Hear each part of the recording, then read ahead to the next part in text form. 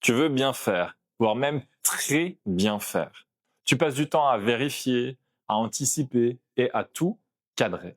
Et parfois, tu ne fais rien parce qu'il manque une info, parce que ce n'est pas encore parfait. Et autour de toi, on ne comprend pas. On pense que tu bloques, que tu chipotes, mais en vrai, tu veux juste éviter l'erreur.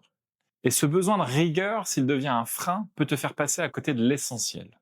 Aujourd'hui, on parle du bleu et de comment avancer même quand tout n'est pas parfaitement carré.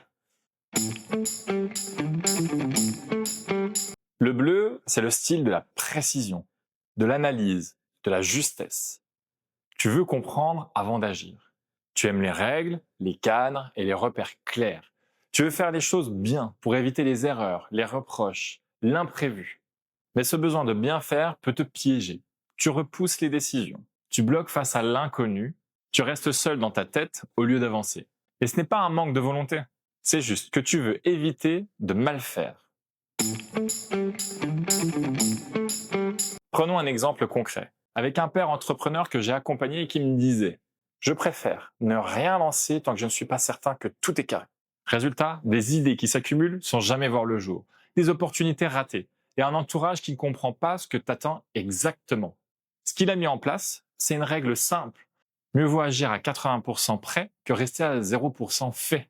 Une checklist minimale pour oser le lancer. Et surtout, il a commencé à dire quand il était bloqué au lieu de tout gérer dans sa tête. Et toi, qu'est-ce que tu repousses en attendant d'être 100% sûr? Et si le bon moment, c'était quand tu poses finalement le premier pas? Le bleu, c'est une tour de contrôle mentale. Il surveille, il vérifie, il anticipe. Mais s'il attend 100% de clarté, les avions restent cloués au sol. Avancer, ce n'est pas trahir ta rigueur, c'est lui donner une direction et accepter que la clarté vient souvent en marchant.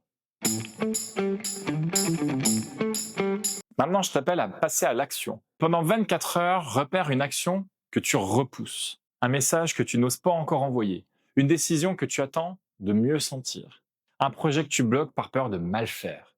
Et ma consigne est la suivante. Note ce que tu attends concrètement pour agir, puis fais un petit pas, même imparfait, mais concret. Exemple, écrire le premier jet, poser une question, voire même déléguer une étape.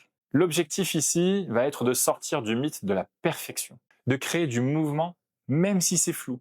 Et si tu veux ritualiser ce changement, poste ton partage d'expérience et termine par la phrase suivante.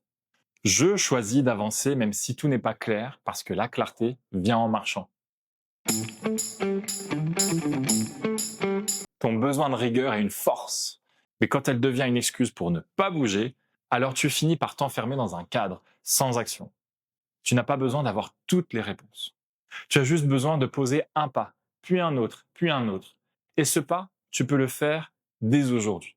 Pas parfaitement, mais pleinement. Allez, à toi de jouer.